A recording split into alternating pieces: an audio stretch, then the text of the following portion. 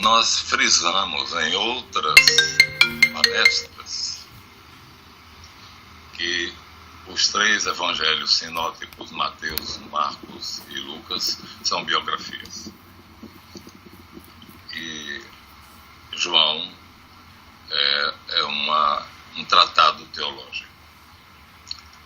Não deixa, entretanto, de haver entre aqueles que falam dele como biógrafos dele, não deixa de haver a afirmação fundamental de que ele é o Messias, de que ele é o Filho de Deus e, mais explicitamente, de que ele é Deus. Essas três afirmações são inseridas, só que nos sinóticos essas três afirmações são menos frequentes, quer dizer, predomina mesmo a narrativa biográfica de Jesus. Em João, não. Você consegue depreender a narrativa biográfica, mas é impossível você não parar para pensar. Por exemplo, a vida pública de Jesus. Nós sabemos que até os 12 anos o Evangelho dá aqueles acontecimentos, né, da Anunciação. O anjo Gabriel anunciou a Maria, ela concebeu do Espírito Santo. Depois do nascimento, depois da circuncisão dele no templo, pelo velho Simeão, que profetiza que uma espada atravessaria o coração dela. Quando circuncida Jesus, ele faz essa profecia. Da profetisa Ana, que diz que esse menino será sinal de contradição, porque vai separar umas pessoas de outras, pais de filhos, irmãos de irmãs. Depois aparece a ida de Jesus ao templo, quer dizer, aí já temos um salto, porque depois da circuncisão, que com 8 dias, aí vai a purificação de Maria, porque tudo em que entra a sexualidade e que entram as partes genitais humanas são em todas as religiões, obedecem a esse tabu. Então Maria vai oferecer um pombinho para se purificar. E depois há um salto para os 12 anos. Quer dizer, é muito, porque a circuncisão era obrigatória aos 8 dias de nascido. Então os acontecimentos todos vão indo até o batismo, né, que para os judeus a circuncisão era o batismo. Ele entrava na comunidade judaica. A circuncisão, que é a nossa operação de fimose, para os judeus, ele ingressava na comunidade judaica porque aderia ao pacto feito com Deus a Abraão, Isaac e Jacó, renovado depois frequentemente pelos profetas. Então, além dele entrar na comunidade, ele se obrigava a obedecer aos mandamentos. Então, não é aqui o caso de estudar a circuncisão em si, mas, curiosamente, há certos povos, como os egípcios, que a nobreza toda se circuncidava. Talvez por uma medida de higiene. Para o homem facilita muito a higiene, né? Então, não é, portanto, somente um traço do pacto de Jesus com Abraão. E o próprio Abraão, até os 75 anos, ele não era circuncidado. Então, os caldeus não tinham esse costume, porque tudo indica que Abraão fazia parte de uma casta nobre. Então, esse pulinho dos 8 meses de nascido, purificação de Maria, o batismo judaico de Jesus, depois nós temos o pulo para a visita a Jerusalém, a Bar Mitzvah, os 12 anos, a comemoração dos 12 anos, que aí, por ser feita no templo, nem todo mundo podia fazer a Bar Mitzvah no templo, né? Porque a Palestina é muito grande, Jerusalém fica na Judéia, e, por exemplo, de Palestina para Betânia, para Nazaré, é fértil, mas para Cafarnaum é como eu te disse, é de Pará, Belém do Pará até Brasília, então seria muito distante. Logo, qualquer pai poderia chamar um sacerdote e fazer a Bar Mitzvah, que era uma festividade que equivaleria ao debutar da menina. A judia tinha a sua festa, que ela declarava a maioridade. Quer dizer, por exemplo, no caso das nossas meninas, os pais, é uma cerimônia em que, depois dessa cerimônia, os pais aceitam que a menina seja cortejada e fale namorado oficialmente dentro de casa, né? Então é uma iniciação, né, em que uma etapa muito importante começa, né? A etapa para a idade adulta e a vida adulta, que é a constituição da família. Então, depois da Bar Mitzvah, nós vamos ter um salto muito grande. Jesus desaparece e só aparece no batismo. Aí, os evangelhos sinóticos dão o batismo, Mateus 3,13, Marcos 1,19 e João 1,19. Todos os três falam do batismo e não há muita diferença em si.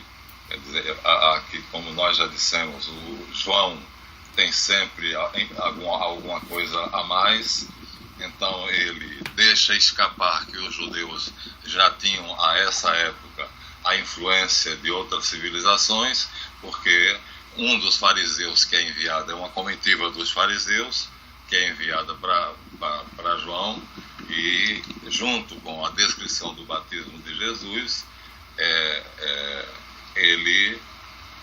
João confessa também que João, veio para preparar o caminho para Jesus, para anunciar, para dizer: preparem-se porque o Messias chegou, ele está entre vocês. Então, um dos perguntadores pergunta se João é Elias reencarnado. É estranho, a cabala judaica aceita a reencarnação tranquilamente, mas não existe vinculação nenhuma entre a religião oficial e a cabala. Quer dizer, nem todo cabino é cabalista, nem todo cabalista é rabino, então todo cabalista seria reencarnacionista, porque faz parte da doutrina da cabala judaica, mas isso aqui mostra uma aculturação. O judeu está sendo aculturado, ele já passou aqui por várias civilizações, já foi escravo dos assírios, já foi escravo dos egípcios, já foi escravo dos babilônios. Então aqui, evidentemente, é uma aculturação. E supor que dentro da Torá, da Tanakh, daquilo que os profetas falam, supor a reencarnação é praticamente impossível. A carta aos Hebreus diz: Cristo veio uma só vez e morreu uma vez por todas, uma só vez, para apagar os nossos pecados. Do mesmo modo como está ordenado ao homem viver uma só vez e depois enfrentar a morte e o juízo.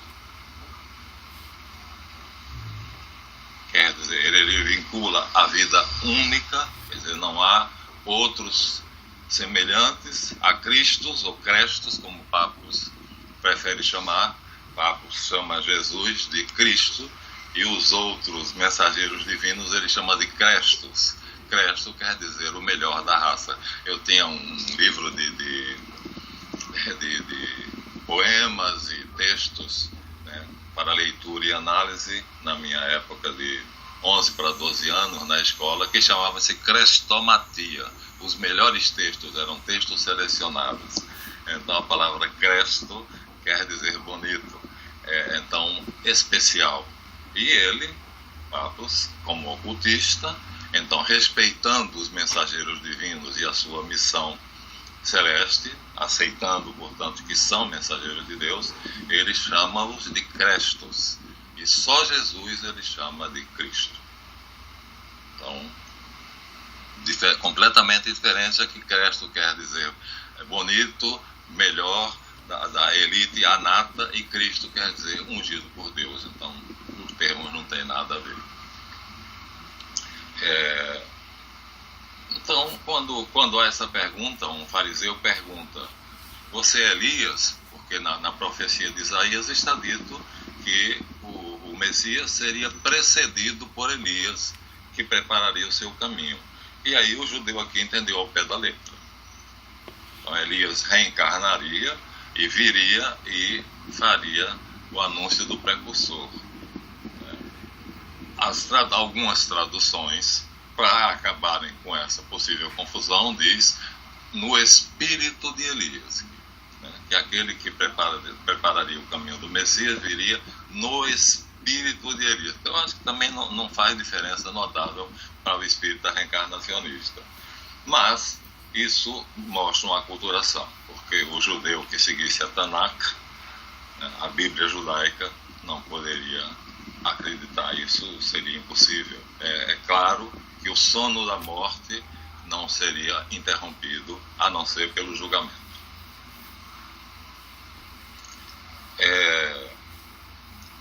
Ainda perguntam mais, és o profeta? Não sei aqui a quem ele se refere, porque depois ele diz assim, eu não sou Moisés, nem Elias, nem o profeta. Então o profeta aqui, para mim, tanto Moisés quanto Elias são profetas, mas eles ainda supunham uma outra possibilidade, que pode ser que na tradição judaica esteja, mas aqui não está claro. E antes de batizar Jesus, o precursor, em João, deixa claro que eu sou aquele que veio preparar o caminho do que virá depois de mim, do qual eu não sou digno de me abaixar e desatar a correia das sandálias.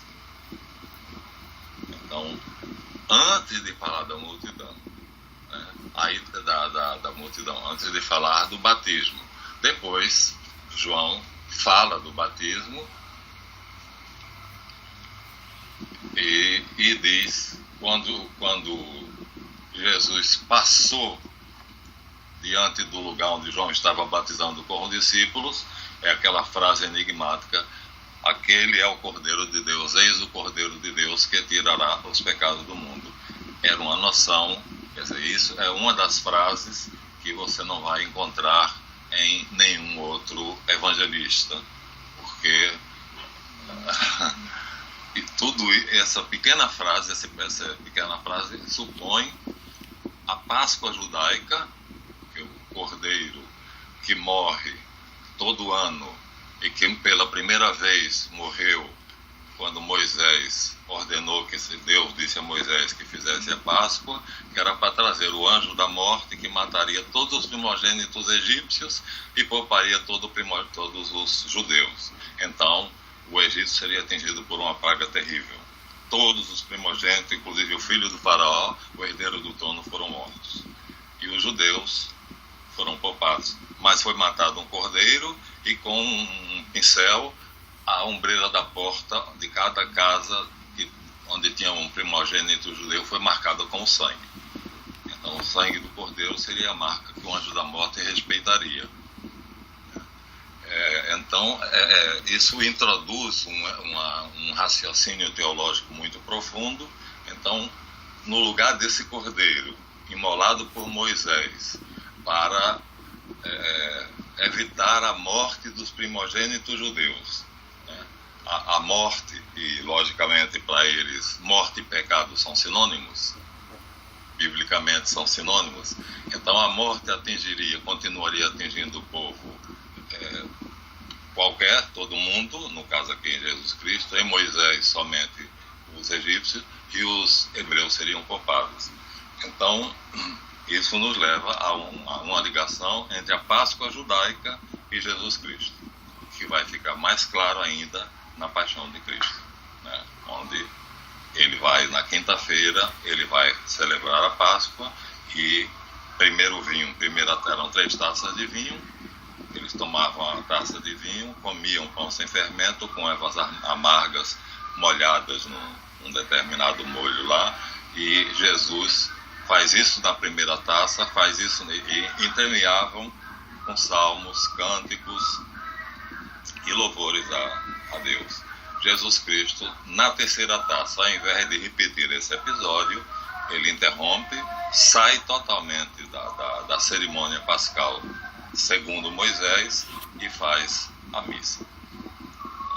Levando o vinho, diz: esse é meu sangue, né? Levando o pão, diz: esse é meu corpo, e depois comei todos vós, bebei dele todos vós. Então, não tem nada a ver, ele usa o terceiro cálice para poder transformar a Páscoa mosaica do memorial histórico de um acontecimento que os judeus nunca poderiam esquecer, porque os judeus, sem uma foice na mão, recebem do faraó a libertação depois de 400 anos de cativeiro, né? O exército do faraó era o mais poderoso da época, então ele diz: lá Javé lutou por vocês, é ele quem lutou por vocês.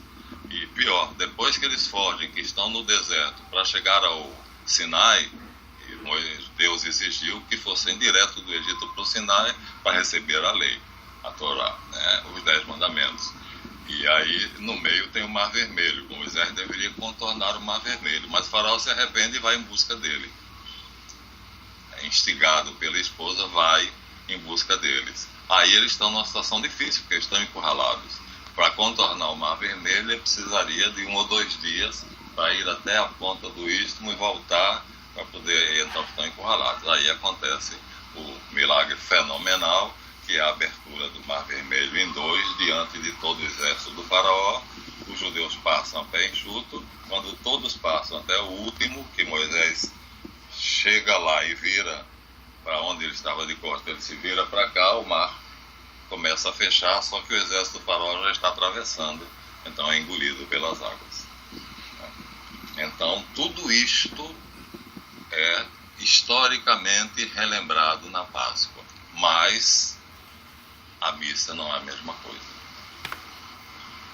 A missa que você assistirá, se for domingo para ela, o padre celebra a missa dizendo uma coisa, mas crendo noutra. Porque Jesus, ao celebrar a Santa Ceia, ele diz isso: fazer isto em latim, in me memoriam, traduzindo em português, em minha memória. A palavra grega exata é anamnese, mas anamnese quer dizer uma volta àquele momento. Então, se você vai para o psicanalista, deita no sofá, no divã, e ele diz: fecha os olhos, a luz está penumbra, ele fica na sua cabeceira, já fez a psicanálise? Ele fica na cabeceira com um caderno de notas, e aí diz: fale o que vier à sua cabeça, evite a censura, não censure nada, não considere nada tolice, idiotice, ou não censure, abandone a censura, e agora sim, o que vier à sua cabeça, fale. E ele está com o caderninho, e ele vai anotando aquilo ali, e depois ele vai analisar, porque você vai sair daquele discurso inicial, que são lembranças que você começa a externar, e depois daquelas lembranças comuns, corriqueiras, o subconsciente entra na memória da consciência e começa a dar material sobre a neurose que você está sofrendo e pela qual você está fazendo a análise. Ele vai perceber a ruptura entre a ficção, que é apenas uma narrativa. Então, a Páscoa mosaica era celebrada como uma mera narrativa. Façam isto para se lembrar que Javé libertou vocês, ele lutou por vocês, com as 9 pragas do Egito, a 10ª praga, que é a morte dos primogênitos, e depois abrindo em 2 o Mar Vermelho. No caso de Jesus, não é assim. Isto é o meu corpo, isto é o meu sangue. Comei o meu corpo, porque aquele que come da minha carne e bebe o meu sangue tem a vida em si. Então, um salto terrível. Então, a missa não é aquele momento da missa que celebra a Páscoa cristã, portanto, a Santa Ceia, a essência da Santa Ceia, é alguma coisa extremamente sobrenatural, porque, esquecendo o resto da missa, pegando só a transubstanciação, né, quando ele levanta a hóstia, né, e pede ao Espírito Santo para transformá-la em corpo de Jesus, corpo de Cristo, e pede para o Espírito Santo transformar o vinho em sangue de Cristo, depois da invocação ao Espírito Santo, agora não é mais um pedaço de farinha de trigo, não é mais um copo com vinho, é corpo e sangue de Cristo. E isso é núcleo da fé. O núcleo da fé é esse. Quando ele termina, ele diz: mistério da fé. Eis o mistério da fé. Em nenhum momento ele diz que aquilo é o mistério da fé, é a essência do mistério da nossa fé.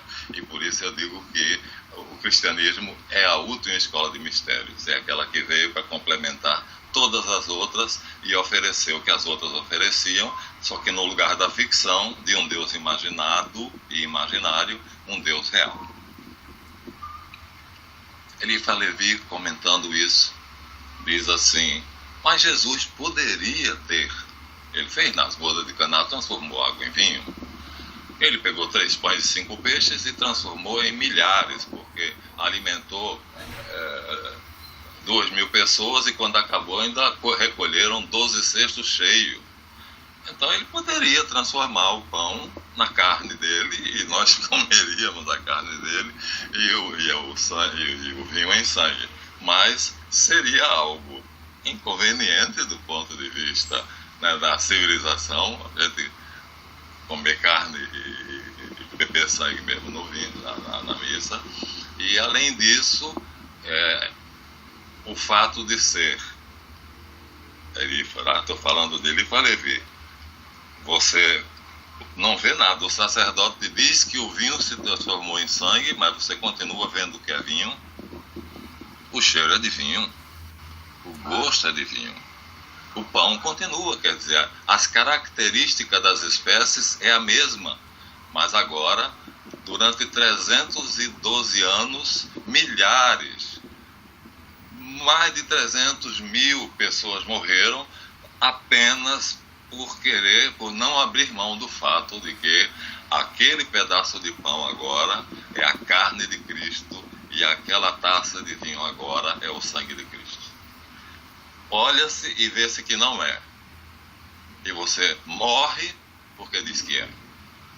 Se você negar, você tem um senador romano convertido, por exemplo, né? Nero disse: se você negar isso, essa besteira a respeito desse falso Deus lá que quer me tomar meu trono, que era esse o medo que eles tinham, você tem suas propriedades, sua família, sua vida transcorre normalmente. Se você afirmar, você vai para os leões, ou para a cruz, ou vai ser queimado. E o cara dizia: não, esse é o sangue de Cristo, esse é o corpo de Cristo. Então é algo extremamente sobrenatural. Porque Eliphas diz assim: é preciso primeiro a fé, porque você não vê, as espécies não mudam de aspecto, né? O pão não se torna carne e o vinho não se torna sangue. E você morrer, porque dizer que ali agora, depois da transubstanciação, é carne e sangue.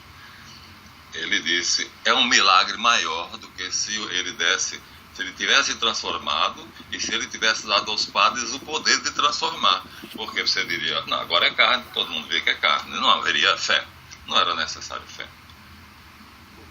Então a exigência dele de fé. E aí nós voltamos àquela história que quando João diz ele é o Filho de Deus, né? E nas bodas de Caná os discípulos creram nele, né? De que ter fé é muito mais do que acreditarem. É fazer aquilo que o ser em quem você acredita espera de você. Então você vai respeitosamente, você recebe a hóstia molhada no vinho, se o padre assim quiser, se não, basta a hóstia, porque supostamente no corpo já está o sangue, senão seria cadáver. Não é corpo, é cadáver, né? Então, veja, a diferença entre a Páscoa judaica e a Páscoa cristã é enorme, porque não é somente a repetição histórica, a narrativa histórica, para que a geração anterior diga para a geração atual que aquilo aconteceu. No caso do êxodo mosaico é apenas isso, para que os outros não se esqueçam, para que sempre Israel se lembre que Javé lutou por vocês e a libertação de vocês. Vocês estão livres hoje no mundo porque Javé lutou pela vossa liberdade, fazendo prodígios e milagres. Não é assim. A anamnese é a volta. O padre, ele pode ser o que for. Ele fez as leituras, ele fez isso, ele fez aquilo, mas na hora da transubstanciação, ele está ali em persona Christi. Vamos assim, comparar mal, como se fosse uma incorporação. Ele cede o corpo a Jesus Cristo. Então o sacerdote se torna o próprio Cristo que é que faz.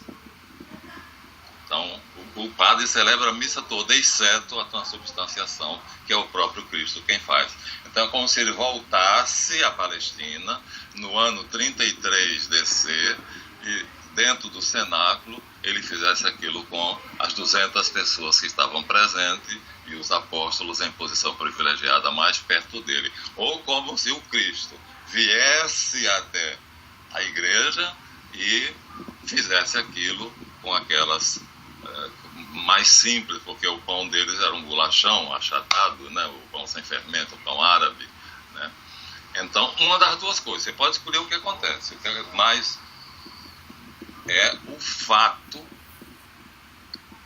acontecendo, não é de novo, como aconteceu lá, acontecendo como aconteceu lá. Não posso nem dizer acontecendo novamente, porque seria ele morrendo várias vezes. E isso é proibido pela teologia católica. Ele, uma vez por todas, diz a carta aos Hebreus. O Cristo morreu uma só vez por todas, para apagar os nossos pecados. Então eu não posso nem dizer que em cada missa acontece simbolicamente, através de um drama ritualístico, a morte de Jesus Cristo, porque ele não pode morrer mais de uma vez, ele já morreu, pronto. Então é aquilo acontecendo. Tempo, espaço modificam-se, quer dizer, há uma mudança do tempo e do espaço. O sacerdote empresta o corpo a Jesus Cristo, que encarna nele, incorpora nele, e o próprio Cristo faz a transubstanciação, transforma a hóstia em corpo dele e o vinho em sangue dele.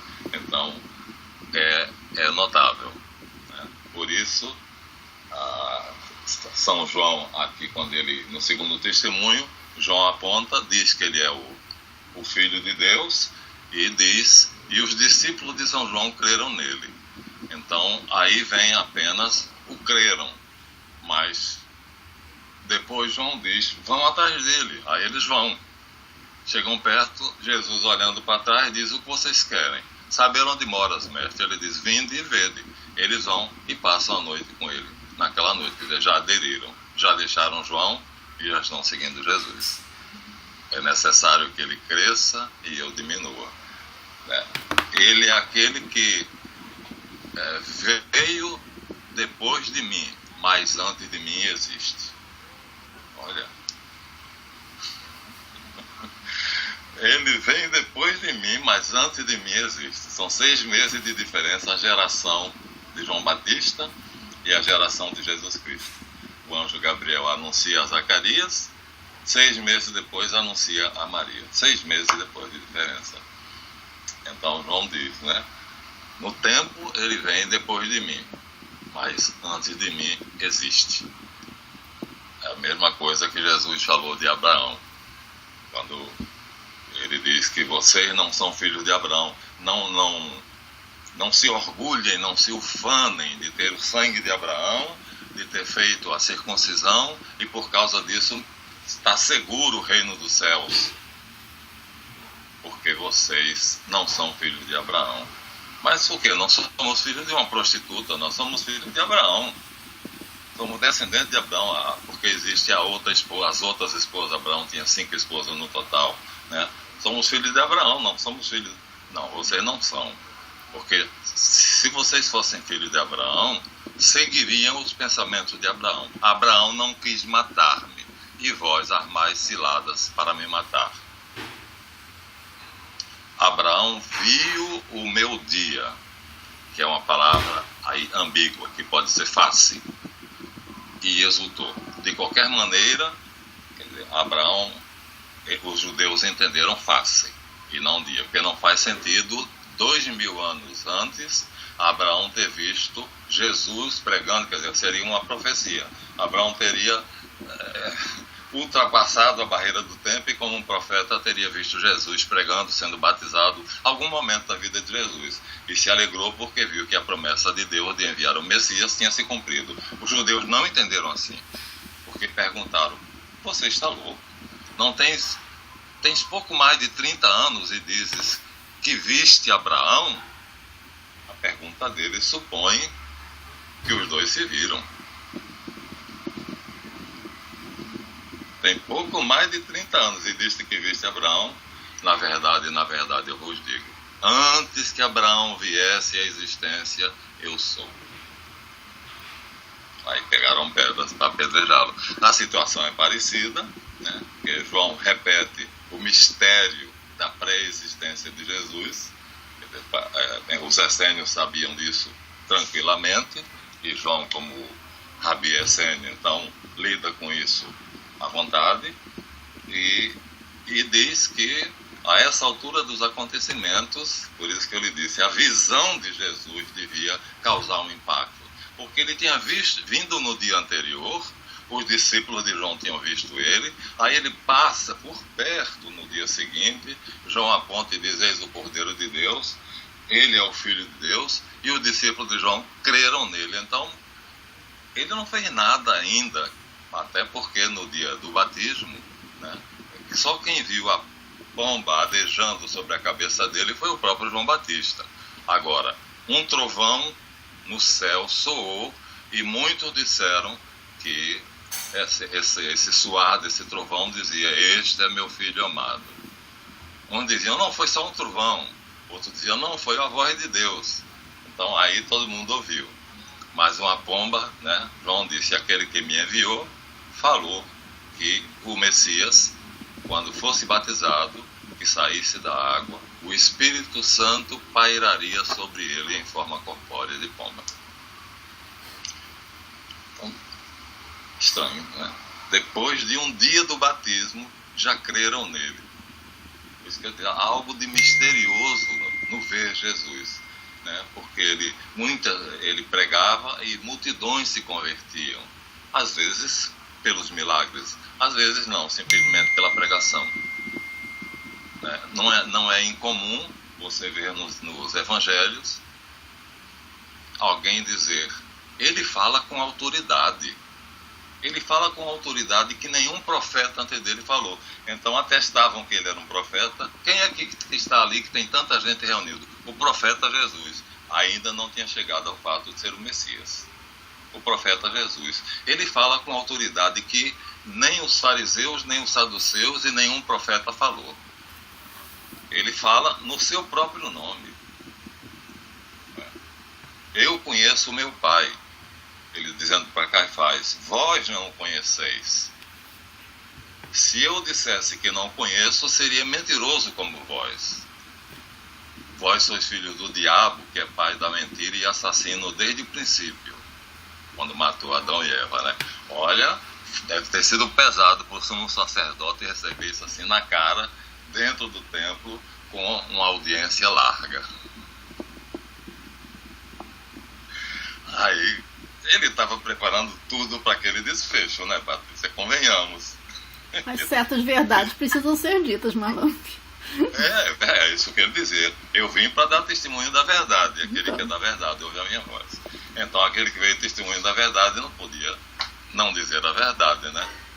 O cara começa a discussão, essa discussão começa, Caifás dizendo que os milagres que ele faz porque ele fez um pacto com o diabo. É um mago, é um feiticeiro que fez um pacto com o diabo e faz aquelas maravilhas. Ele diz, não, eu sou filho de Deus, vós é que sois filhos do diabo. Não, nós temos o pai Abraão. Aí começa a sequência do diálogo, né?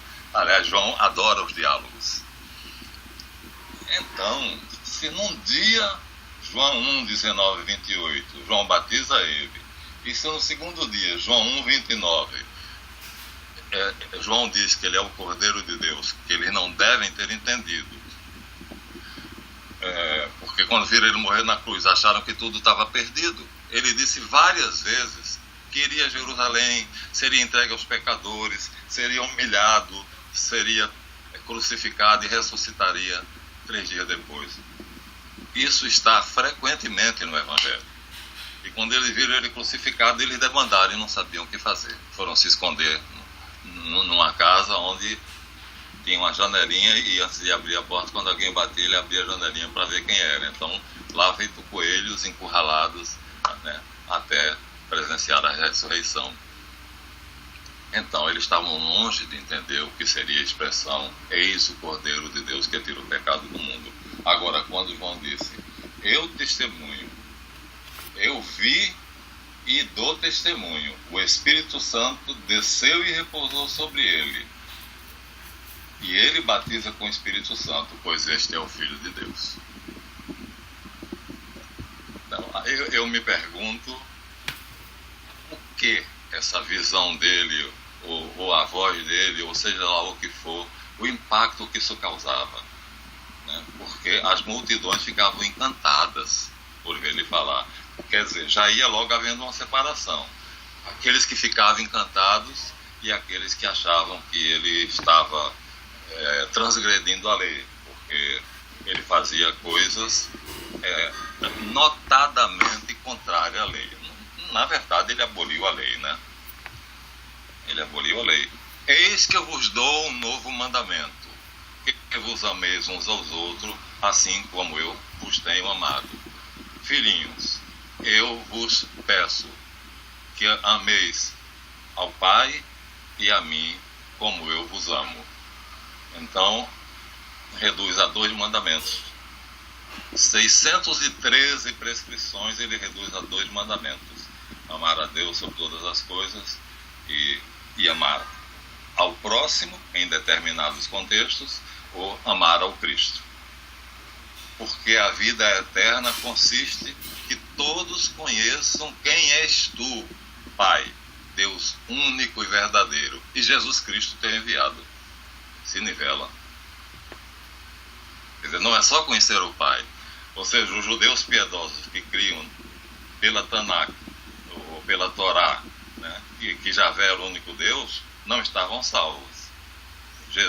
Deus os perdoou dessa ignorância porque não tinha enviado ainda o Messias, né? Não podiam saber aquilo que não tinha acontecido. Mas depois dele, aí agora vai ser diferente.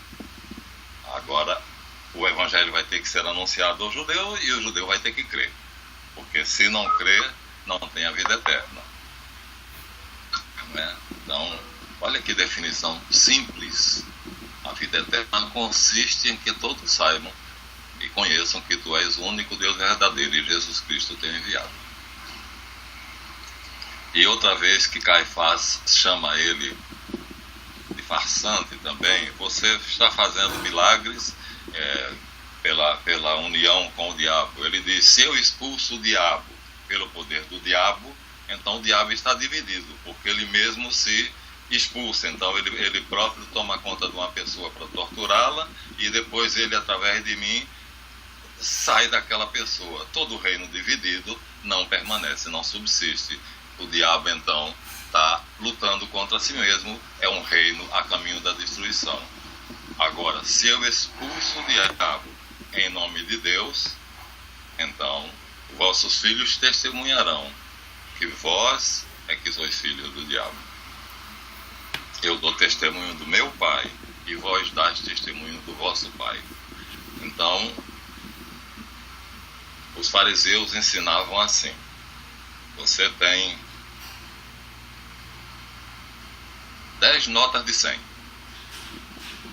aí vai oferecer, aí vai o templo fazer uma oferenda, porque pecou em alguma coisa e está arrependido, então vai oferecer. Não pode oferecer o dinheiro comum, porque o dinheiro que circulava dentro do templo era cunhado pelo próprio templo. Era um dinheiro especial, né, feito de maneira especial, então não era o dinheiro que o povo usava.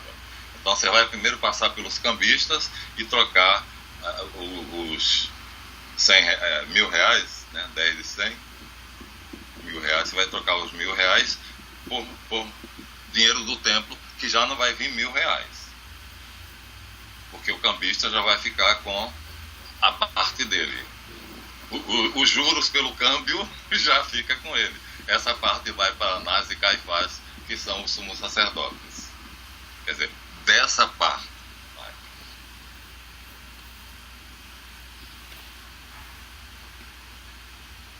Filho, mas também a mesma coisa. O dinheiro que você ganhou trabalhando e que você vai usar, o vendedor do carneirinho não vai querer, não vai aceitar. Tem que passar pelo cambista para poder trocar pelo dinheiro do templo. Por isso Jesus pegou a cinta e saiu dando chicotada em todo mundo, né? Virou uma feira de negócio, né? Uma casa de câmbio. Então, fica aqui essa observação, né? Muita gente mudou de vida simplesmente vendo-o falar. Natanael, o que ele fez foi muito pouco, porque a telepatia é uma coisa que até os essênios praticavam como exercício diário, certos pequenas curas, como as velhas rezadeiras que rezam dor de cabeça, dor de dente, enxaqueca, não sei o que e tal, né? Os essênios eram um grupo que fazia esse tipo de coisa. Então, uma criança na cidade está com dor de dente, então leva para os essênios, e lá o essênio faz a benzedura. Quando termina, a criança acabou a dor de dente, entendeu? Então eles faziam isso. E era portanto sabido, os essênios sabiam que comunicar-se telepaticamente não era uma coisa divina, né? Ser obrigatoriamente divina. Jonathan Matei, que não é judeu não, eu disse que ele é judeu, mas o Cosme disse que viu um vídeo dele, ele não é judeu não, mas agora entende muito de hebraico. Ele disse: não vá tentar convencer um judeu que você é o Messias fazendo milagres, porque para o judeu educado na Tanakh, o prodígio, a obra prodigiosa, pode ser feita também por Satanás. Ele pode enganar a coletividade fazendo, né, que foi a acusação a ele. Então você tem que fazer outra coisa, não somente isso. Mas é notável aqui que ele não fez nada, simplesmente foi batizado num dia e no outro passou, e João Batista diz que ele é o Filho de Deus, e os seus discípulos creram nele. Aí você vai para o templo, vamos continuar a sua oferenda. Aí pega lá já não é mais 10, seria 950 reais. Bota em cima do templo, é a sua oferta. Aquele dinheiro é valioso porque é a sua oferta. Vai para o tesouro do templo? Não. Uma parte é para os órfãos e viúvas. Na verdade, toda oferta, uma parte é para os órfãos e viúvas. Quer dizer, depois de tirar de Anás e Caifás, que viviam em palacete. Aí ele diz: olha, imagina uma multidão habituada com isso, com essa safadeza, ele chegar e dizer assim: fariseus, escribas, hipócritas, que dizeis, não jureis, quando jurardes, não jureis pelo altar, mas jureis pela oferta. Ora, é o altar que santifica a oferta e não o contrário. Quer dizer, eles estavam desacralizando as coisas sagradas. Então, Que importância tinha o altar? O importante era o dinheiro que você botava lá no altar. Então, o sagrado é o dinheiro. Então, oferece muita coisa sagrada a Deus, como o pastor Macedo, né? Que ele te dará em volta as bênçãos e coisas dessa natureza, né? Ora, fariseus hipócritas. Quer dizer, para ter autoridade de dizer isto, um costume que durava 400 anos já, o povo já estava habituado, era preciso, quando ele dá uma surra nos fariseus, saduceus, vendilhões, cambistas, Caifás aparece e diz: com que autoridade você faz isso?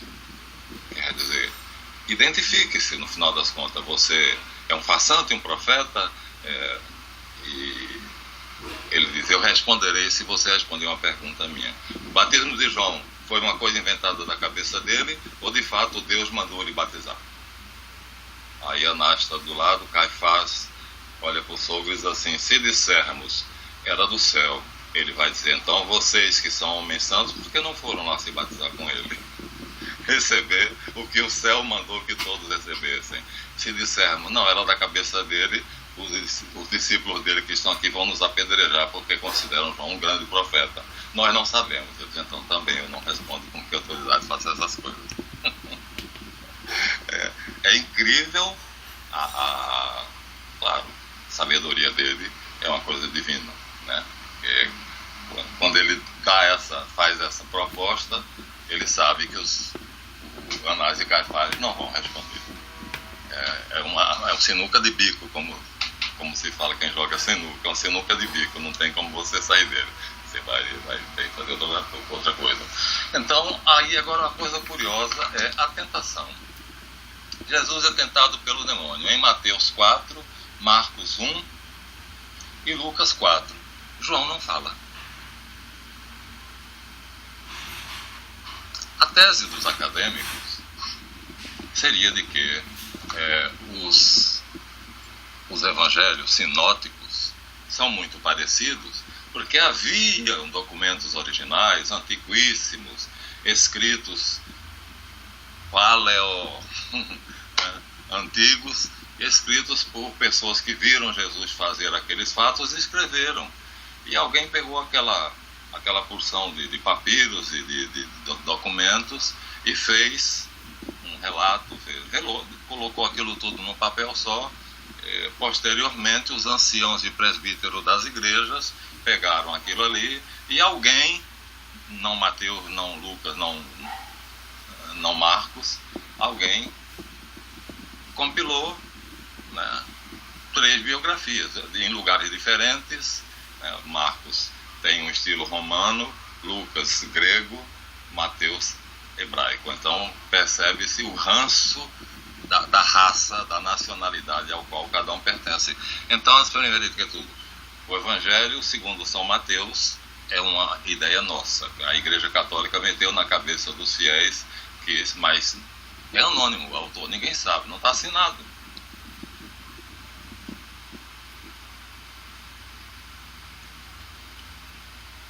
É realmente um desafio, né?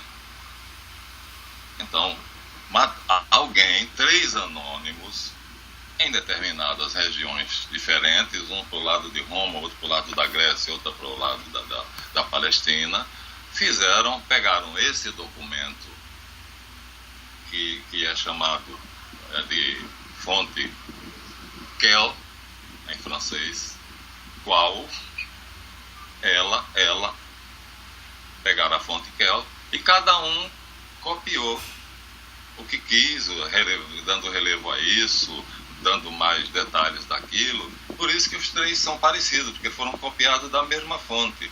Entretanto, cada um deles tem coisas pessoais. Aí os acadêmicos mais velhos dizem assim: essa história dessa fonte que ele não vai dar certo, porque se todos fossem copiados de um documento antigo, né, igual, o mesmo documento, então não haveria: este é o rei dos judeus no evangelista, e no outro Jesus Nazareno, rei dos judeus. A fonte é a mesma, então não podia haver essas diferenças. Entendeu? Quer dizer, todos têm partes iguais e partes diferentes, partes próprias. Difícil, portanto, explicar os sinóticos, a não ser que, de fato, foram os autores que a Igreja diz que foram, que a tradição desde o início afirma, que os presbíteros das igrejas foram dando uma forma literária gradualmente, sem pressa, com o tempo, né, porque foi ficando cada vez mais conhecida a vida de Jesus, o que ele tinha feito, que passou a ser uma tradição oral completa, que havia pessoas que diziam de cor, desde o nascimento até a morte dele, então eles foram dando uma forma literária. Mas, há sempre um mas, existiu um bispo, que na época não tinha ainda o nome de bispo, mas o discípulo de um apóstolo, do apóstolo João, que viveu 100 anos de idade, chamado Policarpo, que era pregador na cidade de Esmirna. Ele ouviu o evangelho de João, estava na ilha de Patmos, exilado, sem possibilidade de sair, mas não de receber visitas. Então, quem queria, os cristãos que queriam ver o último apóstolo de Jesus ainda vivo, iam lá e viam ele. E perguntavam a ele e ele respondia. E Policarpo não era apenas um perguntador que ia lá, não. Ele foi contando para Policarpo, né, e o evangelho dele. E, então, quer dizer, Policarpo leva o evangelho de João para a cidade de Esmirna, leva ele oralmente, quer dizer, todo contado na cabeça dele, todo narrado por João, o apóstolo mais amado por Jesus. E agora? Ele diz isso porque essa contestação da originalidade dos evangelhos é colocada na época, e aí ele diz, na França, pobre França, e aí ele escreve para Irineu, bispo de Lyon, aí já 2 gerações após, Policarpo já bem velhinho, e Irineu, um jovem bispo da cidade de Lyon, e ele diz: não deixe que acrescentem nem diminuam nada daquilo que eu te disse, que tu também escutastes quando eu era uma criancinha sentado nos meus joelhos, enquanto ele nos falava do Mestre. Olha que coisa linda. Primeiro ele ia sozinho, à medida que a criancinha que está na cidade lá, não sei o grau de intimidade que tinha nem porquê, né, começou a crescer, ele passou a levar essa criança que ele percebeu que seria um predestinado, porque foi Santo Irineu, bispo da cidade de Lyon, na França. Como eu posso duvidar, Patrícia? A tradição, a sagrada tradição, mostra assim, né, de um para outro, para outro, para outro. São Paulo, escrevendo para ele, teve 2 discípulos especiais que ele fez eles bispos, Timóteo e Tito. E ele escreve, quando ele está na prisão em Roma, cartas para eles 2, com prescrições. E dentro dessas prescrições, ele insere essa frase: não entristeças, ó filho meu, o Espírito de Deus que está em ti, pela imposição das minhas mãos, quando eu te fiz presbítero na igreja.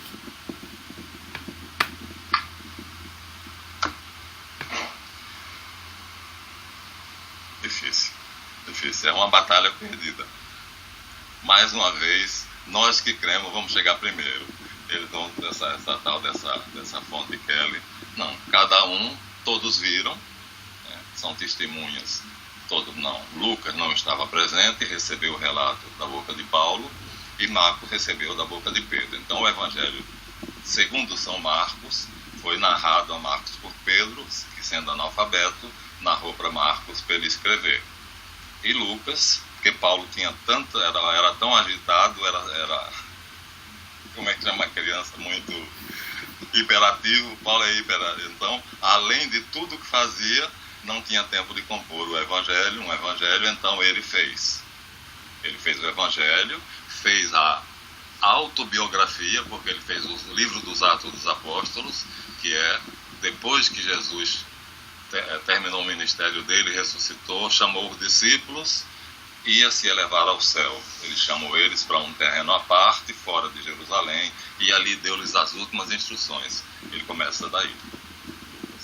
Ou seja, isso já é dado a ele por Paulo, porque ele não estava, ele não fazia parte dos 12. Lucas era médico e vai encontrar Paulo muito depois. Nas idas de Paulo à Grécia, ele se encontra com Lucas, que era grego. Então você vê, quer dizer, o que Lucas escreveu no evangelho dele foi ditado por Paulo. O que Marcos escreveu no evangelho dele foi ditado por Pedro. O que João escreveu no evangelho dele foi dito oralmente por Policarpo, que depois pegou o evangelho de João na sua igreja e fez uma formatação mais literária. Só não posso falar de Mateus, não tenho essa tradição, essa ligação de um com o outro. Com Mateus não sabemos, mas já basta, já sustentam a tese, né? Marcos, Lucas e João já sustentam a tese exatamente da tradição, né? Não entristeças o Espírito de Deus que está em ti pela imposição das minhas mãos quando te fiz presbítero.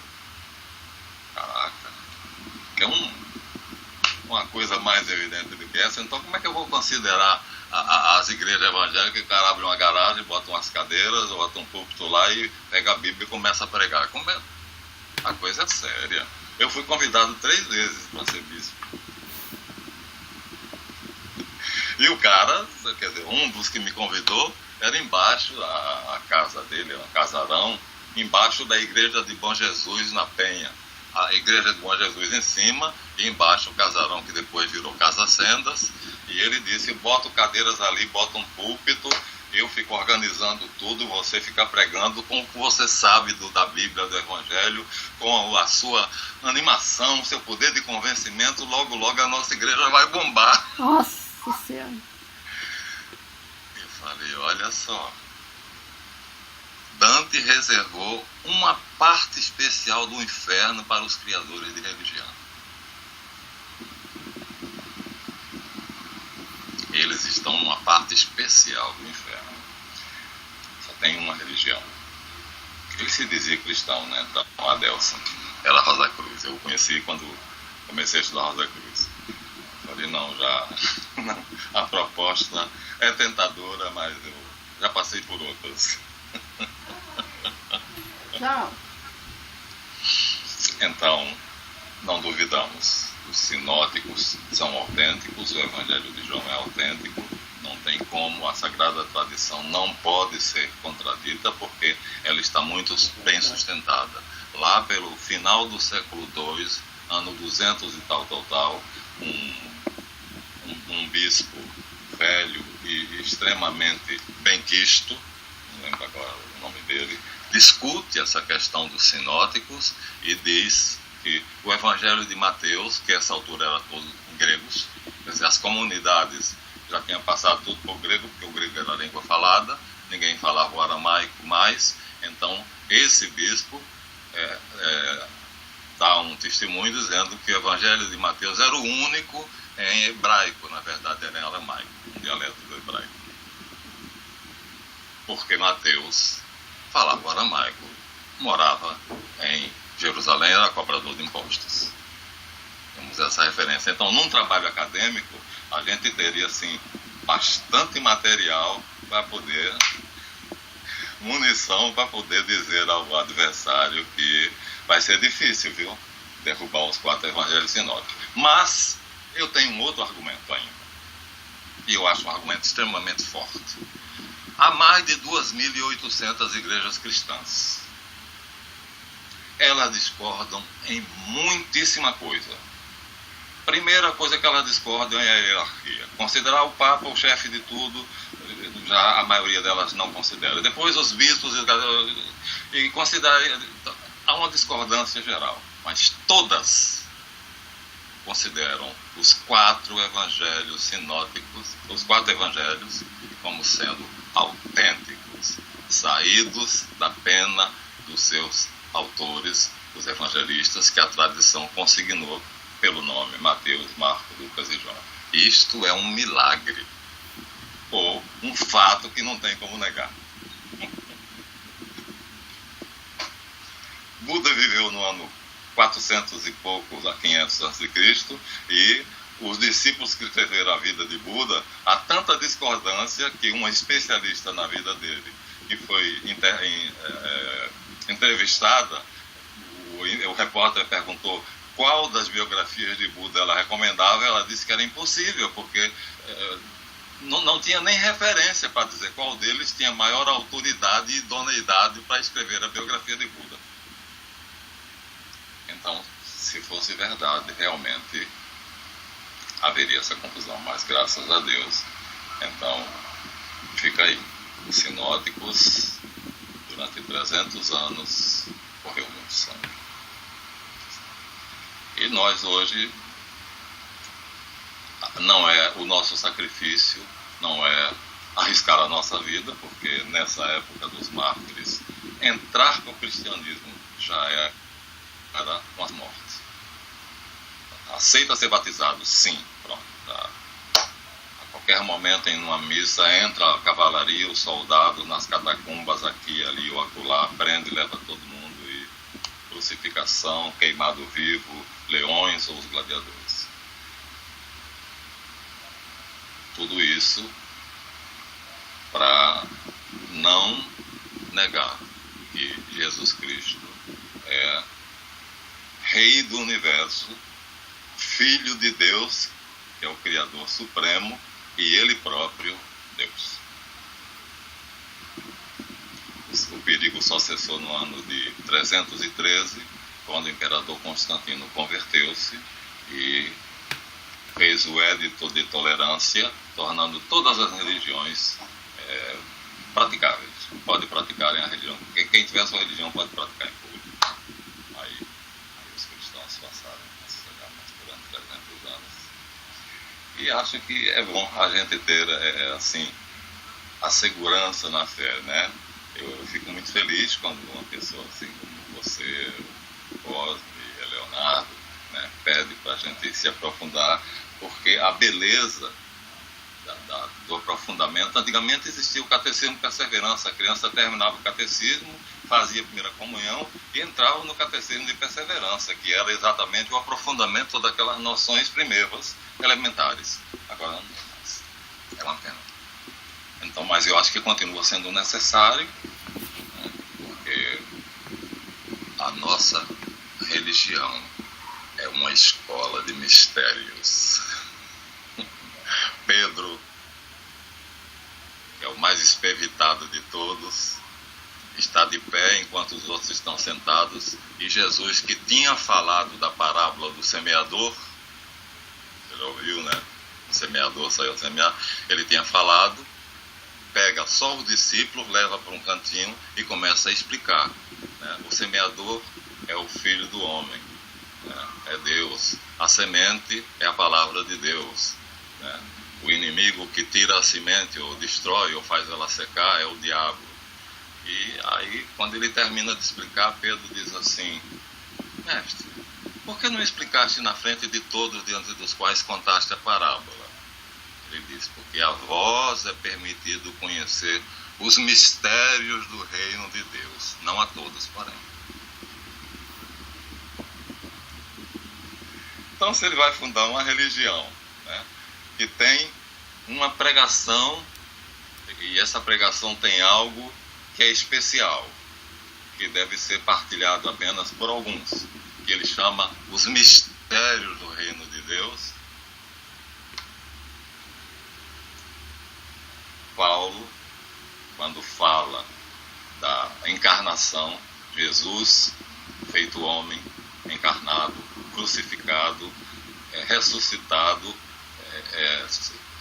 subido ao céu e à direita de Deus Pai, ele diz: mistério oculto por anos e revelado agora a nós os eleitos, o Cristo em nossos corações, esperança da glória.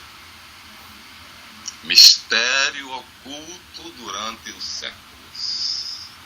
Quer dizer, as escolas de mistério não tinham essa percepção, esse dado, mas tinham coisa parecida, ou seja, foram de certa forma uma preparação, porque, como eu disse a você, todos os escritos dos primeiros séculos que a igreja adotou e formalizou como sendo a sua doutrina era dos doutores que saíam das escolas de mistérios. Então, o que eles aprenderam lá tem uma relação. Assim nós terminamos deixando essa interrogação, que eu não vou saber porque o Evangelho de João não dá a tentação de Cristo. Simplesmente não tem explicação. Então, tá bom, terminamos por hoje. Muito boa tarde e muito obrigado pela audiência. Obrigada, mestre.